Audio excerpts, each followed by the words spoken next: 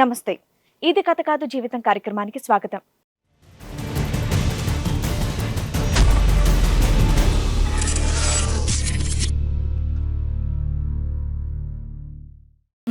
మేము హైదరాబాద్ నుంచి వస్తాం. ఓకే.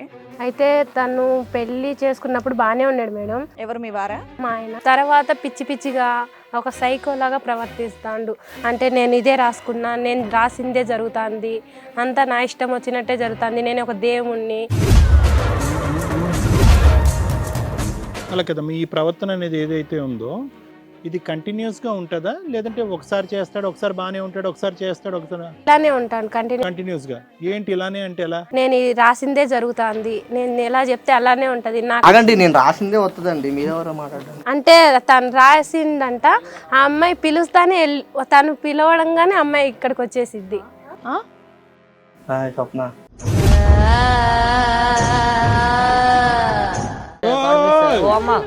ఏంటమ్మా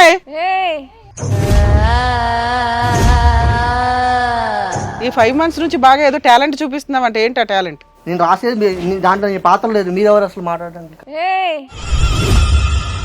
తొందరలో నీ పేరు నేను రాస్తానులే నా ప్రిస్క్రిప్షన్ మీద. ఈ అమ్మాయి ఏంటి వాడు పిలవగానే వెళ్ళిపోతుంది లేచి? అదే నాకు అర్థం కావట్లేదు మేడం. అంటే మేడం తను ఏం చేసాడో నాకు తెలీదు, తను పిలవంగానే నేను అలా వెళ్ళి. ఎలా పరిచయం అసలు మీకు ఇద్దరికి? వాళ్ళు ఏ ఇంట్లో ఉంటారని నీకు ఎలా తెలుసు?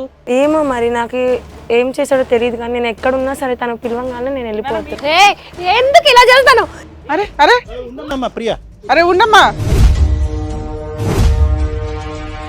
5 years అవుతుంది కదా, పిల్లలు ఉన్నారా మీకు? ఆఫ్ కోర్స్ ఇద్దరు ఉన్నారు మేడం. 2 పిల్లలు ఉన్నారు. రాసిన కాబట్టి జరిగింది అది. ఏమ్మా ఏంటి నీ ఉద్దేశం ఏంటి? ఎందుకు వెళ్తున్నావు?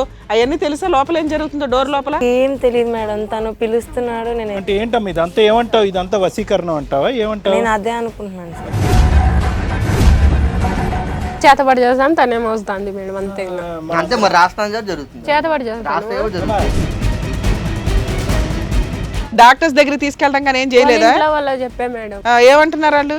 తను మంచి అమ్మో ఓయ్, మీరిద్దరు నిజాలు చెప్పపోతే కనుక మేము సైకోమెట్రీ అసెస్మెంట్కి పంపిస్తాం, లై డిటెక్షన్ మీద నిలబెడతాం. ఖచ్చితంగా నిజాలు బయటకు వస్తే అప్పుడు మీరు నిజాలు ఇప్పుడు వరకు చెప్పింది అబద్ధాలు అని మాకు తెలిస్తే కనుక కోర్టులో కేసేసి జైలు పంపి. ఏంటి నియాషాలు? మీ డ్రామాలని మాకు అర్థమవుతుంది. ఇక్కడ ఏమ్మా జైలుకి వెళ్ళే సీన్లు కనిపిస్తున్నాయి. సార్ నేను చెప్పి ఏం నిజం? నేను చెప్పిందంతా ఇప్పుడు నిజమే. లై డిటెక్షన్ పంపించమంటావా? నిజమేదో అబద్ధం తెలుస్తుంది.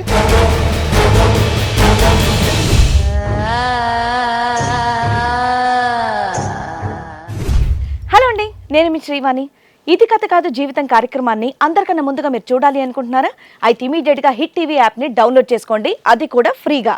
ఇందులో short news, live news, entertainment, movies అన్నీ అవైలబుల్గా ఉన్నాయి. అండ్ మీ అందరికి ఇంకో సీక్రెట్ చెప్పనా? ఇలా రండి. Yes, hit TV app download చేసుకున్న వాళ్ళకి 1000 నుంచి 1 lakh వరకు లక్కీ డ్రాస్ అనేది తీయడం జరుగుతుంది. మరి ఇంకెందుకండి ఆలస్యం? ఇమీడియట్గా హిట్ టీవీ యాప్ని డౌన్లోడ్ చేసుకోండి.